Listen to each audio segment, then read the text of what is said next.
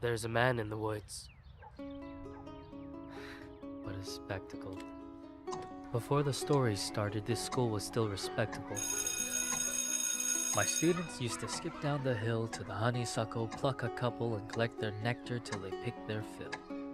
Except one obnoxious kid, Sid, who just watched them eat the flowers while he seethed and scowled because he couldn't bear to share his sweet treats throughout our recess hour. I remember Sid saying, "There's a man in the woods." That's how the rumors began. Of course, Sid had spotted him first. The poor kids. He got him immersed in his spiel about a serial killer whose gun barrel glint hints at peril. A visit to the nurse, or worse, a hearse waiting just beyond the dale. The children saw him everywhere. "Look, over there. That man had Batman ears. We swear. And crazy yellow eyes. We saw something rusty. His shotgun? It must be. I saw a lady's severed thigh."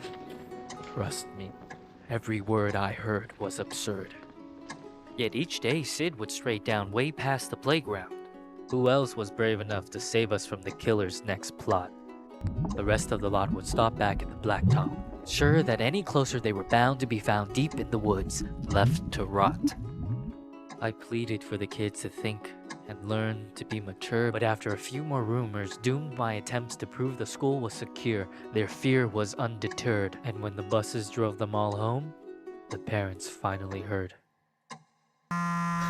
Everything just blew up. I received a wall of emails and calls full of shrieks, wails, and all from terrified families who'd heard word of the murderer and didn't like my lack of action at all. What was I supposed to do? Comb the whole forest? Yeah, right. Would you?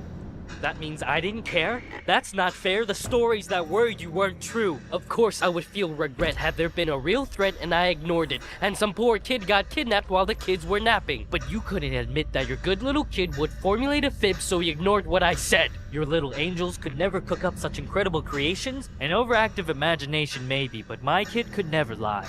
How dare I? Accuse a child of being dishonest?